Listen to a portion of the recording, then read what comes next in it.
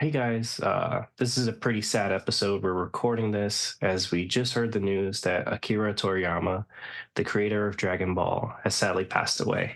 They passed away on March 1st. It was announced by their studio in a letter, and it's one of those things that still doesn't feel real. It's been a couple hours since I found out about the news, and yeah, it's still weird. It doesn't feel real, even though they were 68, seems so young when there's pretty evil people living into their 90s and 80s. It's always the good ones, man. But he left such an impact and will obviously live on through his creations and his fans. I know if you're a 90s kid, there's no way you weren't on Toonami watching Dragon Ball Yeah, Z.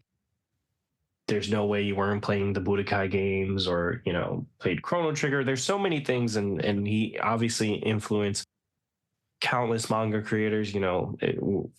Without him, you don't get One Piece. You don't get a lot of the things you see today in terms of pop culture and stuff. But yeah, it's a lot. It's really sad. And I'm just wishing his family the best, and obviously I hope yeah, it's hard to talk yeah, about. it's tough, man. It's tough. Like you don't think how old some of these creators are, or how hard or how continuous they're working. Like right before we hopped on, he said some of these guys they just don't really seem like they're planning on growing old because they're like, I'm always working. If it's on a manga, an anime, a video game, they're always doing something. And then when they pass away, you're like, that was totally unexpected. You're looking forward to everything that they had planned and celebrating everything that they've done with their life. Like there's so many seasons and animes and mangas of like Dragon Ball Z and Doctor Slump. So there's tons of stuff that is out there that we can thankfully still enjoy from his life and the contributions he's made to all these communities and to some of these countries. So many people love Dragon Ball Z.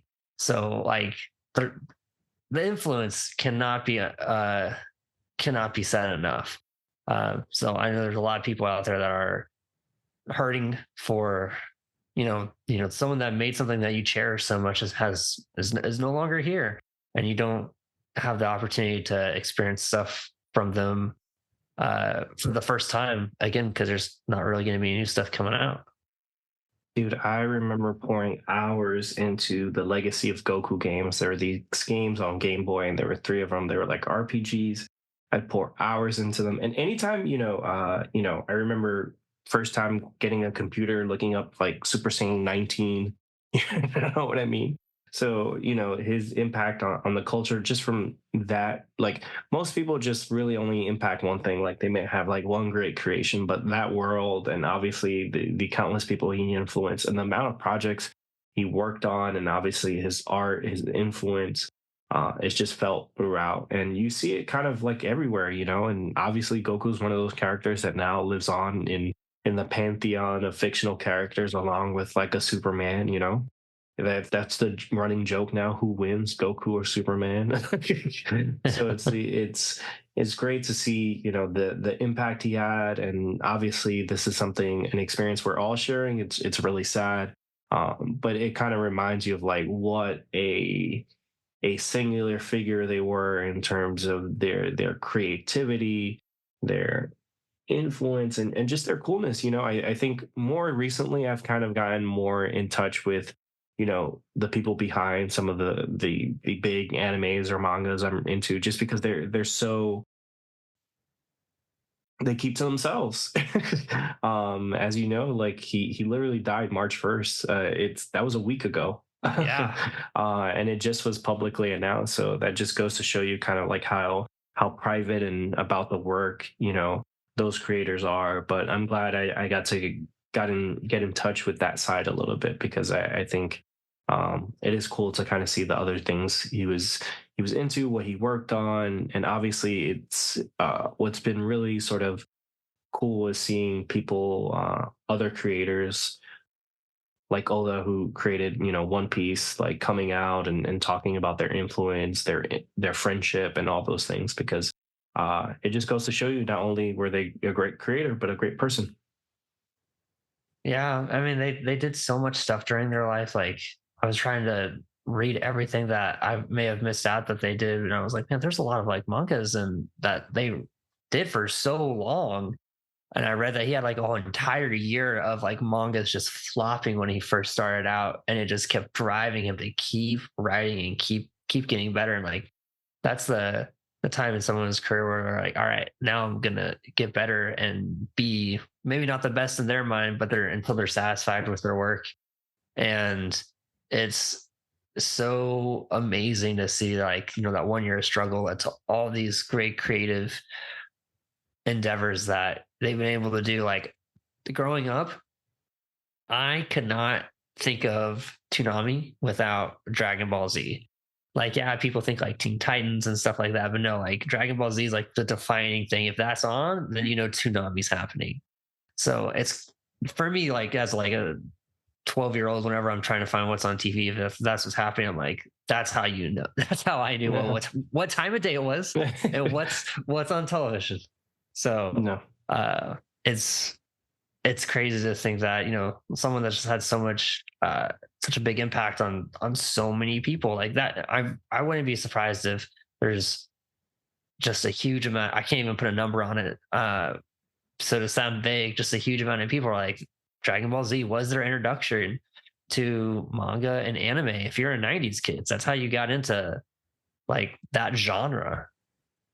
No, and not only that, it's one of those things that is still relevant, with Yeah. Dragon Ball Super, and obviously, like, again, going back to the influence, like, hey, no one had a harder fit than Future Trunks, those designs he created sort of are evergreen and forever influence. And I always think about sort of like the shows, like especially now with his death, sort of like how it dealt with death and the afterlife and being reborn. You can't help but think about all those times Goku was running that trail and and trying to get back, and the Dragon Balls, I don't know how many times he was revived at this point.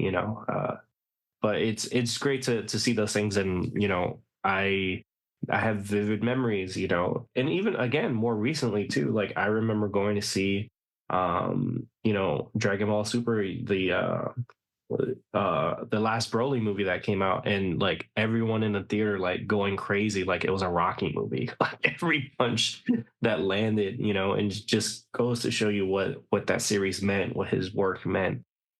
So it's really sad, and it's something I felt like we needed to talk about, because it's something that obviously, like, without sort of Dragon Ball, you don't, that domino kind of goes down, and that's how we get to the Bada Boom podcast and sort of our, like, where we are culturally in terms of like, hey, like kids are really into anime and manga now. It's overtaken like Western and US comics for a reason. And Akira is a big part of that. And again, I think a lot of people are in a bad spot, and I think it's another reminder. It's like, damn, we're getting old, man. Like all these people are going, all these great creators, and to think like, wow, like he was 68 and he was still like.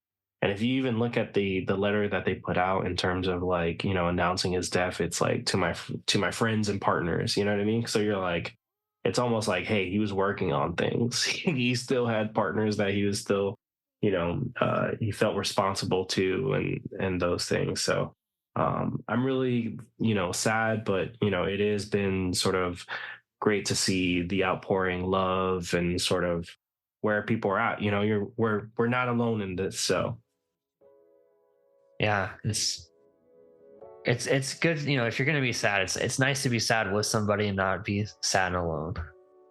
yeah, but thank you guys for listening. I know it's a tough time, but it's something, like I said, I think we both kind of needed to get off our chest. Me in particular, like I said, the amount of hours Dragon Ball is what introduced me to epic storytelling. Even when I was a kid, Batman the Animated Series was one-off episodes, but to see sort of like the Cell Saga, Boo, him fighting, Raditz, and a bunch of different like classic moments, like I wouldn't be here sort of talking on the internet about my opinions without Akira Toriyama's work. So shout out to you and rest easy, King.